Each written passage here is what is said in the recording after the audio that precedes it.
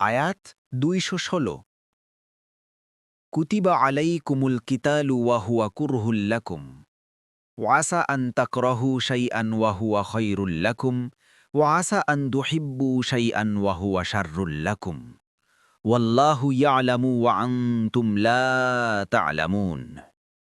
অনুবাদ: তোমাদের উপর লড়াই করাকে লিখে দেয়া হয়েছে, যদিও তোমাদের নিকট এটা অপ্রিয়, কিন্তু তোমরা যা অপছন্দ করো হতে পারে তা তোমাদের জন্য কল্যাণকর, এবং যা ভালোবাসো হতে পারে তা তোমাদের জন্য অকল্যাণকর, আর আল্লাহ জানেন তোমরা জানো না।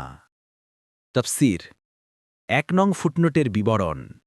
আয়াতের মর্ম হল, যদিও জিহাদ স্বাভাবিকভাবে বোঝা বলে মনে হয়, কিন্তু স্মরণ রেখো, মানুষের বিচক্ষণতা, বুদ্ধি, বিবেচনা এবং চেষ্টা পরিণামে অনেক সময় অকৃতকার্য হয়ে থাকে।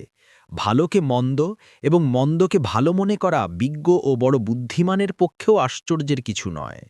প্রতিটি মানুষই তার জীবনের যাবতীয় ঘটনার প্রতি লক্ষ্য করলে বুঝতে পারবে যে তার জীবনেই অনেক ঘটনা রয়েছে যাতে সে কোনো কাজকে অত্যন্ত লাভজনক এবং উপকারী মনে করেছিল, কিন্তু পরিণামে দেখা গেল তা অত্যন্ত অনিষ্টকর এবং ক্ষতিকর হয়েছিল, অথবা কোনো বস্তুকে অত্যন্ত ক্ষতিকর মনে করেছিল এবং তা থেকে দূরে সরেছিল, কিন্তু পরিণামে দেখা গেল তা অত্যন্ত লাভজনক এবং উপকারী ছিল। তাই বলা হয়েছে, জিহাদ যদিও আপাত দৃষ্টিতে জান ও মালের ক্ষতির আশঙ্কা মনে হয়, কিন্তু যখন পরিণাম সামনে আসবে তখন বোঝা যাবে যে ক্ষতি বাস্তবে মোটেও ক্ষতি ছিল না, বরং সোজাসুজি লাভ, উপকার এবং চিরস্থায়ী শান্তির ব্যবস্থা ছিল। মারিফুল কুরআন।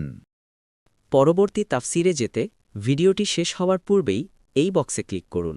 ভয়েস বা উচ্চারণে অনিচ্ছাকৃত ত্রুটি ক্ষমাসুন্দর দৃষ্টিতে দেখবেন ইনশাআল্লাহ।